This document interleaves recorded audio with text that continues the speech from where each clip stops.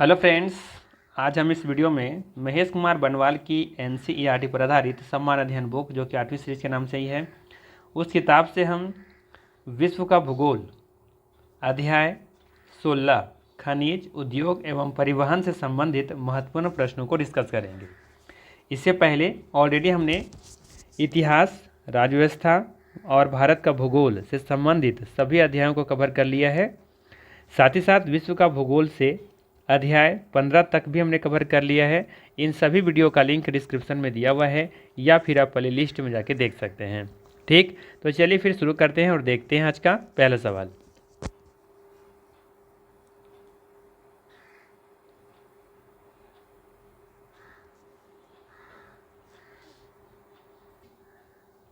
पहला सवाल है, रुकवा झील क्षेत्र जो कि तंजानिया में है, निम्नलिखित में से किस खनिज उत्पादन के लिए प्रसिद्ध है?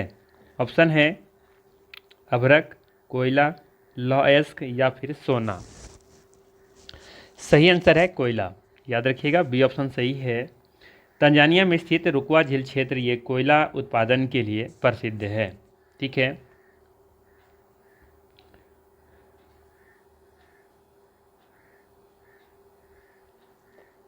ध्यान दीजिएगा, रुकवा झील तंजानिया में स्थित है, ये अफ्रीका महाद्वीप में स्थित है। एक ये बंद जल संभर है, याद रखना है, रुकवा झील तंजानिया में स्थित एक बंद जल संभर है। यहाँ पे जल संभर क्या है, इसके बारे में हम लोग डिस्कस करेंगे अभी। इस झील से कोयले के उत्पादन के साथ साथ यहाँ पे आभूषण बनाने योग्य अनेक पत्थरों की प्राप्ति होती हैं। कहाँ पर? यहाँ रुकवा झील जो कि तंजानिया में स्थित है, या अफ्रीका महाद्वीप का एक देश है तंजानिया। ठीक है, अब देखिए जल संभर क्या है, तो कहता है वह जलीय भाग जिसका जल नदियों या सागरों में ना जा करके अपने ही स्थान पर सरोवर या दलदली व शुष्क क्षेत्र के रूप में स्थिर होता है, बंद जल संभर कहलाता है। सिंपल सा है ना, कि वह जलीय भाग जिसका जल नदियों या सागरों में ना जा करके अपने ही स्थान पर सरोवर या दलदली व शुष्क क्षेत्र के रूप में स्थिर होता है, बंद जल संभर कहलाता है। पूर्व में काला सागर भी एक बंद जल संभर था। वहीं बात करें भारत में, तो भारत में भी राजस्थान राज्य का एक जो है ना सांभर झील, ये भी बंद जल संभर का एक उदाहरण है। ठीक है, चलिए लेते हैं अगला सवाल। अगला सवाल है कि डोनबास क्षेत्र प्रसिद्ध है। बताना है डोनबास क्षेत्र पर कहाँ प्रसिद्ध है, किसके लिए? ये लौह अयस्क के लिए प्रसिद्ध है, कोयला के लिए, ताम्र अयस्क के लिए या फिर सोने के लिए? सही आंसर है इसका कोयले के लिए। ठीक है, बी ऑप्शन यहाँ भी सही होगा। ध्यान दीजिएगा, डोनबास यूरोप महाद्वीप में स्थित एक ऐतिहासिक, सांस्कृतिक एवं आर्थिक क्षेत्र है जो पूर्वी यूक्रेन और दक्षिण पश्चिम रूस में स्थित है। यह क्षेत्र डोनेट्स नदी के बेसिन में स्थित एक महत्वपूर्ण कोयला क्षेत्र है। ठीक है, तो यहाँ पे सही आंसर क्या हो जाता? बी ऑप्शन, ये कोयला के लिए प्रसिद्ध है डोनबास क्षेत्र जो कि यूरोप महाद्वीप में स्थित है। ठीक है, अगला सवाल है, फ्रांस का लॉरेन प्रदेश प्रसिद्ध है। बताना है कि फ्रांस का लॉरेंस प्रदेश प्रसिद्ध है, किसके लिए प्रसिद्ध है? रसायन उद्योग के लिए, लौह व इस्पात उद्योग के लिए या फिर कागज उद्योग के लिए या फिर सूती वस्त्र उद्योग के लिए? सही आंसर है इसका बी ऑप्शन, लौह व इस्पात उद्योग के लिए। लॉरेन क्षेत्र फ्रांस के उत्तर पूर्वी भाग में स्थित है जो कि बेल्जियम, लग्जमबर्ग और जर्मनी के मध्य सीमा बनाता है। यह फ्रांस का महत्वपूर्ण लौह अयस्क उत्पादन क्षेत्र है, इसीलिए यह लौह इस्पात उद्योग का प्रमुख केंद्र कहा जा सकता है। अर्थात यहाँ पे बी ऑप्शन बिल्कुल क्या होगा, करेक्ट हो जाएगा। चलिए लेते हैं क्वेश्चन नंबर 4 कह रहा है यहाँ पर, पृथ्वी के क्रोड में दूसरी सबसे ज़्यादा पाई जाने वाली धातु कौन सी है? हम लोग जानते हैं कि क्रोड में क्या पाया जाता है? निफे। ठीक है, निफे मतलब निकेल और फेरस मतलब आयरन। ठीक है, निकेल और आयरन की प्रधानता देखने को मिलती है पृथ्वी के क्रोड में। अब यहाँ पे ऑप्शन दे रखा है लौह, एल्युमिनियम, तांबा और जस्ता, तो सही आंसर क्या हो जाएगा? यहाँ पर दिए विकल्प में से लौह इसका सही आंसर हो जाएगा। ठीक है, याद रखिएगा, भूगर्भ में एल्युमिनियम के पश्चात दूसरी सबसे ज़्यादा पाई जाने वाली धातु कौन सी है? लौह है। ठीक है, क्रोड की बात हो रहा है तो यहाँ पे लौह इसका सही आंसर है। पृथ्वी के सबसे आंतरिक भाग क्रोड में सबसे ज़्यादा निकेल तथा इसके बाद लोहा धातु पाई जाती हैं। ठीक है, इसलिए देखेंगे विकल्प में हमारा सही आंसर क्या हो जाएगा? लौह इसका सही आंसर होगा। ठीक, चलिए लेते हैं अगला सवाल। अगला सवाल पूछा गया है आपसे कि निम्नलिखित में से किस एक में रजत अर्थात सिल्वर नहीं होता? Silver, German silver, Ruby silver या फिर लूनर कॉस्टिक। तो सही आंसर इसका जर्मन सिल्वर। जर्मन सिल्वर को निकेल सिल्वर या फिर पेटटॉक, न्यू सिल्वर या फिर अल्पक्का इत्यादि नामों से भी जाना जाता है। और ये मिश्र धातु है जिसमें लगभग 60% तांबा देखने को मिलेगा, 20% जस्ता देखने को मिलेगा और 20% ही निकेल देखने को मिलता है। ठीक है, तो इसमें देखेंगे कि इसमें सिल्वर नहीं है। नाम तो है जर्मन सिल्वर, ठीक है, बट इसमें सिल्वर नहीं होता है, ध्यान रखिएगा। ठीक है, इसमें क्या क्या देखने को मिलेगा, इसमें तांबा देखने को मिलेगा, तांबा जो कि 60% है। ठीक है, इस बार जस्ता देखने को मिलेगा, इसमें इसकी मात्रा 20% है। और जस्ता के बाद आप देखेंगे इसमें निकेल भी होता है, निकेल। ठीक है, निकेल के मात्रा इसमें देखेंगे भी कितना हो जाएगा, 20%। तो कुल मिलाकर के 100% हो गया। ठीक है, तो तांबा जस्ता निकेल से मिलकर के बना होता है हमारा जर्मन सिल्वर। ठीक है, तो इसमें सिल्वर नहीं होता है। ठीक है ना, याद रखिएगा। चलिए अगला सवाल लेते हैं। अगला सवाल है, अच्छा इसे जर्मन सिल्वर क्यों कहते हैं, क्योंकि देखिएगा ये चांदी की तरह चमकदार होता है, इसीलिए इसे जर्मन सिल्वर कहते हैं। ये भी पॉइंट नोट कर सकते हैं। अगला सवाल है, कुलगाडी ऑस्ट्रेलिया के किस प्रांत में स्थित है। कुलगाडी ऑस्ट्रेलिया के किस प्रांत में स्थित है। आप लोग जानते होंगे कि कुलगाडी जो ऑस्ट्रेलिया में स्थित है, ये सोने की खोज के लिए, ये सर्वप्रथम यहीं पर सोने की खोज की गई थी, है ना। तो कह सकते हैं यहाँ पे सोने के लिए प्रसिद्ध है, यहाँ पे स्वर्ण की खदानें हैं यहाँ पे। तो बताना है कि कुलगाडी ऑस्ट्रेलिया के किस प्रांत में स्थित है, जो कि सोने के उत्पादन के लिए जाना जाता है। यहाँ पे खदानें हैं, तो ये कहाँ पे स्थित है, तो आप देखेंगे ये पश्चिमी ऑस्ट्रेलिया में स्थित है। ठीक है, डी ऑप्शन यहाँ पे बिल्कुल ही करेक्ट हो जाएगा। ठीक है, देखिए यहाँ दिया है, ऑस्ट्रेलिया में सन 1890 ईस्वी में सर्वप्रथम सोने की खोज की गई थी। यहाँ का 70% सोना पश्चिमी ऑस्ट्रेलिया प्रांत से प्राप्त होता है। कालगुरली एवं कुलगाडी ये प्रमुख ये स्वर्ण खदानें हैं, ये पश्चिमी ऑस्ट्रेलिया में ही स्थित है। कालगुरली और एक याद रखिएगा कुलगाडी, ये दोनों कहाँ स्थित है, ये दोनों स्वर्ण खदानें पश्चिम ऑस्ट्रेलिया में ही स्थित है। अगला सवाल है, किस खनिज से रेडियम प्राप्त किया जाता है। बताना है कि किस खनिज से रेडियम प्राप्त किया जाता है। तो सही को पता होगा, पिच ब्लेंड से, अर्थात बी ऑप्शन यहाँ पे बिल्कुल ही सही है। यूरेनियम अयस्क पिच ब्लेंड से रेडियम प्राप्त किया जाता है। ध्यान दीजिएगा, यूरेनियम अयस्क पिच ब्लेंड से रेडियम प्राप्त किया जाता है। रेडियम एक रेडियो एक्टिव रासायनिक अयस्क भी है। ठीक है, चलिए क्वेश्चन नंबर लेते हैं 8। 8वां क्वेश्चन है, जोहान्सबर्ग प्रसिद्ध है, किसके लिए प्रसिद्ध है। तो सभी को पता होगा इस सोना के खनन के लिए प्रसिद्ध है। ठीक है, दक्षिण अफ्रीका में सोना की खान देखने को मिलती है। तो जोहान्सबर्ग कहाँ है, ये दक्षिण अफ्रीका में स्थित है। ठीक है, और ये कह सकते हैं दक्षिण अफ्रीका की राजधानी भी है। बात समझ में आ रहा है, तो ये ध्यान रखिएगा, यहाँ पे ये ऑप्शन सही होगा। इसके अलावा ध्यान रखिएगा यहाँ पे ये क्षेत्रफल एवं जनसंख्या की दृष्टि से दक्षिण अफ्रीका का सबसे बड़ा नगर भी है। यह स्वर्ण एवं हीरे के खान के लिए ये विश्व में ही प्रसिद्ध है। अगला सवाल है कि बॉक्साइट किसका अयस्क है। आसान सा सवाल है, बॉक्साइट किसका अयस्क है, ये एल्युमिनियम का अयस्क है। ठीक है, बॉक्साइट एल्युमिनियम का अयस्क है। ठीक है, तो यहाँ पे डी ऑप्शन बिल्कुल ही सही होगा, याद रखिएगा। चलिए लेते हैं अगला सवाल। अगला सवाल है यहाँ पर, एक तरफ दे रखा है कोयला क्षेत्र और इधर कौन सा देश में स्थित है वो आपको बताना है। ठीक है, जैसा कि हमने शुरू में डिस्कस किया था कि डोनेट्स ये कहाँ स्थित है, ये यूक्रेन में स्थित है। ठीक है, इस बात पे देखेंगे आप, कुजनेट्स ये रूस में स्थित है, ये भी शायद हम लोग डिस्कस किया था। ठीक है, लंकाशायर तो हम लोग जानते होंगे, ये सिर यहाँ पे स्थित है, ये लंकाशायर एक टीम भी है ना, इंग्लैंड देखेंगे कि लंकाशायर करके एक नाम करके एक क्रिकेट टीम भी वहाँ पर है। ठीक है, जो घरेलू क्रिकेट टीम खेलती है। तो ये लंकाशायर यूके में है और सार आपको बचिए तो चला जाएगा जर्मनी के साथ। ठीक है, तो यहाँ पे अब देखेंगे जो मैच कर रहा है सही से, अब देखेंगे तो ए का था मेरा 4, ए का 4 3 एक ही ऑप्शन में बी ऑप्शन दिख रहा है, बाकी सारा गलत है। ठीक है, चलिए क्वेश्चन नंबर लेते हैं 11। 11 कह रहा है कि टीन मिलता है, टीन मिलता है कहाँ मिलता है, प्लेसर निक्षेपों में, कायंत्रित शैलों में या फिर अल्प सिलिक अग्नि शैलों में या फिर सभी में। तो याद रखिएगा ये मिलता है प्लेसर निक्षेपों में, अर्थात ए ऑप्शन यहाँ पे करेक्ट होगा। ठीक है, चलिए अगला सवाल लेते हैं। अगला सवाल है, निम्नलिखित में से किसे यूरोप की तेल राजधानी कहा जाता है? बताना है निम्नलिखित में से किसे यूरोप की तेल राजधानी कहा जाता है। तो याद रखिएगा एबरडीन, है ना। यूरोप की तेल की राजधानी किसे कहा जाता है? एबरडीन को कहा जाता है।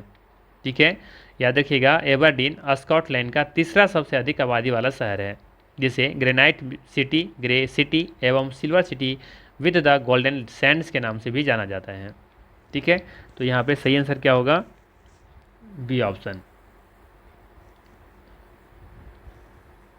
अगला सवाल है रास तनूरा तेल शोधनशाला कहाँ स्थित है? सवाल है रास तनूरा तेल शोधनशाला कहाँ स्थित है? तो ये स्थित है सऊदी अरब में। याद रखिएगा रास तनूरा तेल शोधनशाला ये सऊदी अरब में स्थित है। ठीक, चलिए अगला सवाल लेते हैं। अगला सवाल है कैनेडियन पैसिफिक रेलवे किन दो स्टेशनों के मध्य में स्थित है? कैनेडियन पैसिफिक रेलवे किन दो स्टेशनों के मध्य स्थित है? तो ये याद रखिएगा ये दोनों मॉन्ट्रियल और वैंकूवर के दो ये स्टेशनों के मध्य में स्थित है। ठीक है, तो सही आंसर क्या है यहाँ पे? C option. Canadian Pacific Railway ये मॉन्ट्रियल और वैंकूवर के मध्य में स्थित ये स्टेशन है, दो स्टेशनों के मध्य में स्थित है ये दोनों, मॉन्ट्रियल और वैंकूवर। ठीक, अगला सवाल है कौन सी खनिज सूची अलौह धातुओं को दर्शाती है? बताना है दिए गए ऑप्शन में से कौन सा ऐसा ग्रुप है जिसमें अलौह धातुओं को दर्शाती हैं। तो देखिए पहले हम डिस्कस कर लेते हैं कि लौह में और अलौह में क्या अंतर है। ठीक है, तो याद रखिएगा अलौह में कि ये वह धातुएं होती हैं जिनमें लोहे की मात्रा बहुत कम होती हैं या तो बिल्कुल नहीं होती हैं। ठीक है, अब चलिए देखते हैं। यहाँ पे देखेंगे निकेल, तो निकेल एक ऐसा धातु है जिसमें लौह की मात्रा बहुत कम या होती है तो बिल्कुल नहीं होती हैं। ठीक है, तो इसे ये अलौह में आएगा। जस्ता में तो होता नहीं, तांबा में भी नहीं होता और एल्युमिनियम में भी लौह का अंश नहीं होता है। तो पहला ही ऑप्शन यहाँ पे करेक्ट हो जाएगा। ठीक है, ये ग्रुप ये जो सूची है ये अलौह धातु को दर्शा रही है। ठीक है, बात समझ में आया? तो आपको मोटा मोटी याद रखना है अलौह में कि जिसमें लौह की मात्रा बहुत कम होती है या तो नहीं होती हैं। ठीक है, ये आपको याद रखना है। जैसे एल्युमिनियम है, तांबा है, सीसा है, निकेल है, टीन है, टाइटेनियम है, जिंक है, सोना, चांदी, कोबाल्ट, ये सभी देखेंगे कि सभी अलौह धातु के उदाहरण हैं। ठीक है, तो यहाँ पर देखिए इसमें आपका लौ एस्क तो है लेकिन जस्ता एल्युमिनियम और निकेल है ना, ये अलौह धातु है लेकिन यहाँ पर लौ एस्क का जाए ग्रुप में आ गया, ये नहीं होगा। यहाँ पर देखिए तांबा ठीक है अलौह है, कच्चा लोहा यहाँ पर फिर आ गया, ये लौह धातु है।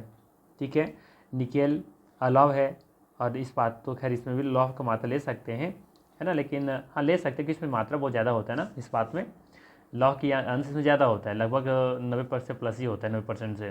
ठीक है, 2-3% कार्बन मिलाया जाता है इसमें। फिर यहाँ पर देखिए निकेल आ गया, ठीक है सही है, कार्बन भी सही है, इस्पात फिर इस्पात आ गया इसमें, तो ये भी ग्रुप नहीं होगा। तो इसका सही आंसर क्या हो जाएगा? A option. ठीक है, तो बेसिक सा कॉन्सेप्ट पता होना चाहिए कि लौह और अलौह धातु में क्या अंतर है। ठीक, चलिए क्वेश्चन नंबर लेते हैं 16।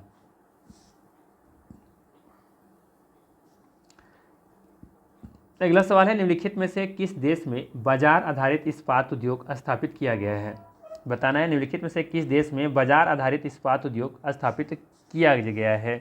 इसका सही आंसर जापान। जापान के समुद्र तटीय नगरों में अधिकांश लौह इस्पात उद्योग बाजार आधारित है, क्योंकि यहाँ लोहे एवं कोयले के भंडार का भाव होने के कारण विश्व के कई देशों से उच्च कोटि का लौह खनिज एवं कोयले का आयात यहाँ पे किया जाता है। ठीक है ना, तो इसीलिए यहाँ पर डी ऑप्शन बिल्कुल ही करेक्ट हो जाएगा। अगला सवाल है कि निम्नलिखित में से कौन सा फुटलूज उद्योग का एक उदाहरण है? ठीक है, सवाल है निम्नलिखित में से कौन सा फुटलूज उद्योग का एक उदाहरण है? ऑप्शन है तेल शोधन, चीनी, सॉफ्टवेयर या फिर एल्युमिनियम। तो पहले समझते हैं हम लोग कि ये फुटलूज उद्योग क्या है। ठीक है, याद रखिएगा फुटलूज उद्योग वे उद्योग होते हैं जो उत्पादन के कारकों जैसे कि कच्चा माल, श्रम या परिवहन लागत से प्रभावित हुए बिना कहीं भी स्थापित किए जा सकते हैं। ये उद्योग किसी विशिष्ट स्थान पर निर्भर नहीं होते हैं और आसानी से एक जगह से दूसरी जगह स्थानांतरित हो सकते हैं। ऐसे ही उद्योग को क्या कहा जाता है? फुटलूज उद्योग कहा जाता है। अब बताइए इसका सही आंसर क्या होना चाहिए? बिल्कुल सही, क्या हो जाएगा? सॉफ्टवेयर। ठीक है, तेल शोधन, चीनी, एल्युमिनियम, इसमें देखेंगे कि इसमें एक स्थान से दूसरे स्थान तक आसानी से आप स्थानांतरित नहीं कर सकते हैं। इसके लिए कच्चे माल, श्रम, परिवहन लागत, ये सभी इससे क्या है, कारक हैं जो कि इसे इफेक्ट करता है, लेकिन सॉफ्टवेयर में ऐसा नहीं है। ठीक है, तो सी ऑप्शन बिल्कुल यहाँ पे सही हो जाएगा। चलिए अगला सवाल है कि कागज लुगदी बनाने हेतु कौन सा कच्चा पदार्थ प्रयुक्त किया जाता है? सही आंसर हो जाएगा पॉपुलर। ठीक है ना, पॉपुलर इसका सही आंसर है। पॉपुलर के वृक्ष से कागज की लुगदी व अन्य खेल के सामान बनाए जाते हैं। ठीक है, याद रखिएगा। अगला सवाल लेते हैं। अगला सवाल है, निम्नलिखित में से कौन सा जापान का सबसे व्यस्त समुद्र पतन है? तो कई बार अपने वीडियो में बता चुके हैं कि जापान का योकोहामा है ना, योकोहामा जापान का सबसे व्यस्तम बंदरगाह है, पोर्ट है। योकोहामा जनसंख्या की दृष्टि से टोक्यो के पश्चात जापान का दूसरा सबसे बड़ा नगर भी है। ठीक है, और ये होन्शु द्वीप देख रहे हैं ना, होन्शु द्वीप की ये पूरी तट पर स्थित है। ठीक है, तो इसका सही आंसर है यहाँ पर ए ऑप्शन। चलिए क्वेश्चन नंबर लेते हैं 20। सवाल है, निम्नलिखित में से कौन एक व्यस्तम समुद्रिक व्यापार मार्ग है? ऑप्शन है Cape of Good Hope, Panama नहर, स्वेज नहर या फिर उत्तरी अटलांटिक। सही आंसर है उत्तरी अटलांटिक महासागर। ठीक है, ये देखेंगे कि व्यस्तम समुद्रिक व्यापारिक मार्ग है। ठीक है, डी ऑप्शन सही होगा यहाँ पर। ध्यान दीजिएगा, उत्तरी अटलांटिक महासागरीय मार्ग विश्व का सर्वाधिक व्यस्तम समुद्रिक व्यापार मार्ग है। यह पश्चिमी यूरोप के औद्योगिक देशों को उत्तर पूर्वी संयुक्त राज्य अमेरिका को जोड़ता है। विश्व का 1/4 विदेशी व्यापार इसी मार्ग के माध्यम से होता है। ठीक है ना, ध्यान दीजिएगा, यहाँ पे जो विदेशी व्यापार होता है उसका 1/4 है ना इसी मार्ग के माध्यम से होता है, अर्थात उत्तरी अटलांटिक महासागर से। ठीक है ना। अगला सवाल है क्वेश्चन नंबर 21। विश्व की सबसे लंबी सैल सुरंग अर्थात रॉक टनल अवस्थित है। अर्थात रॉक टनल मतलब रॉक को काट करके जो बनाया गया है सबसे लंबी सही सुरंग, वो कहाँ पे स्थित है? फिनलैंड में, ग्रीनलैंड में, या जापान में, या फिर संयुक्त राज्य अमेरिका में? तो ये स्थित है संयुक्त राज्य अमेरिका में, यूएसए में। ठीक है, तो डी ऑप्शन यहाँ पे बिल्कुल ही करेक्ट हो जाने वाला है। ध्यान दीजिएगा, डेलावेरे एक्वेडक्ट संयुक्त राज्य अमेरिका में स्थित विश्व की सबसे लंबी सैल सुरंग है, जो लगभग 137 किलोमीटर लंबी तथा 13.5 फीट चौड़ी है। यह सुरंग कठोर पत्थरों को काटकर बनाई गई है तथा इससे न्यूयॉर्क शहर को जल की आपूर्ति की जाती है। देख रहे हैं कितनी लंबी है? 137 किलोमीटर, बहुत लंबा होता है, और 13.5 फीट चौड़े भी हैं। ठीक है, तो ये विश्व का सबसे लंबी सैल सुरंग है जो कि संयुक्त राज्य अमेरिका में स्थित है। बात करें क्वेश्चन नंबर 22 का, तो एक तरफ दे रखा है लॉ के क्षेत्र और दूसरी तरफ दे रखा है संबंधित देश। ठीक है, तो हम लोग को क्या करना है यहाँ पर? सिंपली मैच कर लेना है। ठीक है, तो चलिए मैच कर लेते हैं हम लोग। सबसे पहले देखते हैं लॉरेन। लॉरेन कहाँ है? ये फ्रांस में है। ठीक है, मिडलैंड कहाँ है? यूके में है। ठीक है, किरूना कहाँ पर है? ये स्वीडन में है। जबकि कोस्ताने ये कजाकिस्तान में है। नाम से मिलता जुलता भी दिख रहा है वैसे। ठीक है, तो यहाँ पे मैच कर लेते हैं। ए का हो जाएगा 4 नंबर, ए का 4 दिख रहा है सिर्फ ए और डी में, सी में, और बी का मिल रहा है 3, तो अर्थात यहाँ पे हो जाएगा इसका सी ऑप्शन। राइट, चलिए लेते हैं अगला सवाल, क्वेश्चन नंबर 21। सवाल है, ट्रांस साइबेरियन रेल मार्ग कहाँ से कहाँ तक फैला हुआ है? ठीक है, तो याद रखिएगा ये सेंट पीटर्सबर्ग से लेकर के व्लादिवोस्तोक तक ये फैला हुआ है। ठीक है, ये क्लास 8 या 9 के बुक में दिया हुआ है। ठीक है, तो ये वहाँ से पूछा गया सवाल है। ये ट्रांस साइबेरियन रेल मार्ग कहाँ से कहाँ तक फैली हुई है? तो सेंट पीटर्सबर्ग से लेकर के व्लादिवोस्तोक तक ये फैली हुई है। ठीक है, और ये देखेंगे तो ट्रांस साइबेरियन जो रेल मार्ग है ना, ये दुनिया का सबसे लंबा रेल मार्ग भी है। इसकी लंबाई आप देखेंगे ना तो 9,289 किलोमीटर है। ठीक है, ये रूस के मॉस्को को व्लादिवोस्तोक से जोड़ता है। ठीक है, याद रखिएगा विश्व का ये लंबा रेल मार्ग है, इसकी लंबाई भी जरूर याद रखिएगा, 9,289 किलोमीटर है। अगला सवाल है, ट्रांस कैनेडियन महामार्ग किन 2 स्थानों के बीच होकर गुजरता है? शायद ये क्वेश्चन हम लोग पहले भी डिस्कस कर चुके हैं, वैंकूवर और हैलिफैक्स। ठीक है, और इसके बीच में देखेंगे तो 7,000 किलोमीटर की लंबाई भी है। ठीक है, तो यहाँ पर सी ऑप्शन सही होगा। अगला सवाल है, ऑस्ट्रेलिया ऑस्ट्रेलियाई अंतर महाद्वीपीय रेल मार्ग पर कौन सा शहर स्थित है? ठीक है, सिडनी, पर्थ, कालकुर्गी या फिर ब्रिस्बेन। ठीक है, ऑप्शन और दे रखे हैं, केवल वन, केवल ये, तो यहाँ पे आप देखेंगे। ठीक है, आंसर क्या दे रखा है? बी, अर्थात देखेंगे सिडनी, पर्थ और कालकुर्गी, ये तीनों देखेंगे सभी ऑस्ट्रेलियाई अंतर महाद्वीप रेलवे मार्ग पर स्थित शहर हैं। ठीक है ना, तो यहाँ पे बी ऑप्शन बिल्कुल ही सही हो जाएगा। चलिए लेते हैं क्वेश्चन नंबर 26। इधर दे रखा है कोयला क्षेत्र फिर से, और इधर कहाँ अवस्थित है ये आपको बताना है। तो चलिए जल्दी से देख लेते हैं। सबसे पहले देखते हैं कि कुजबास ये रूस में स्थित है। ठीक है, रेड बेसिन आप देखेंगे तो ये चीन में स्थित है। जबकि ब्रिस्टल कहाँ है? ब्रिस्टल आपका हो जाएगा यूके में। ठीक है, यूनाइटेड किंगडम में। जबकि न्यू साउथ वेल्स है, तो आप लोग जानते होंगे ये क्रिकेट टीम का है कि यहाँ पे ऑस्ट्रेलिया का। ठीक है, तो इस तरीके से यहाँ पे मैच कर लीजिएगा जहाँ भी इसका होगा। ठीक है, चलिए हम लोग लेते हैं अब अगला सवाल। चलिए अगला सवाल है 27। संसार का सबसे व्यस्त महासागरीय महामार्ग कौन सा है ना? संसार का सबसे व्यस्तम महासागरीय महामार्ग कौन सा है? तो इसका आंसर हम लोग पहले ही देख चुके हैं, उत्तरी अटलांटिक महासागर। ठीक है, उत्तरी अटलांटिक महासागर विश्व का सबसे व्यस्त महामार्ग है। यह यूरोप और अमेरिका के औद्योगिक प्रदेशों को जोड़ता है। ठीक है ना। चलिए क्वेश्चन नंबर लेते हैं 28। सवाल है निम्नलिखित में से कौन सा जलमार्ग यूरोप में पाया जाता है? बताना है कि कौन सा जलमार्ग यूरोप में पाया जाता है। तो दिए गए विकल्प हम देखेंगे कि राइन नदी, ये जलमार्ग है ना, ये आपका यूरोप में पाया जाता है। ठीक है, बाकी मेकॉन्ग के बात तुम जानते ही होंगे आप लोग, कहाँ पर है ये मेकॉन्ग, है ना, सेंट लॉरेंस नदी के बारे में आप लोग पढ़ चुके हैं। ठीक है, तो देखिए यहाँ पर देख लेते हैं हम लोग जल्दी से। राइन नदी जलमार्ग यूरोप का आंतरिक नदी जलमार्ग है। यह नदी जर्मनी, फ्रांस, स्विट्जरलैंड और नीदरलैंड आदि देशों से होकर के प्रवाहित होती हैं। यह नदी यूरोप के औद्योगिक क्षेत्रों में स्थित है। इसके द्वारा कच्चे माल, तेल, अनाज, कोयला आदि का आयात व निर्यात किया जाता है। इसलिए राइन नदी को यूरोप की जीवन रेखा भी कहा जाता है।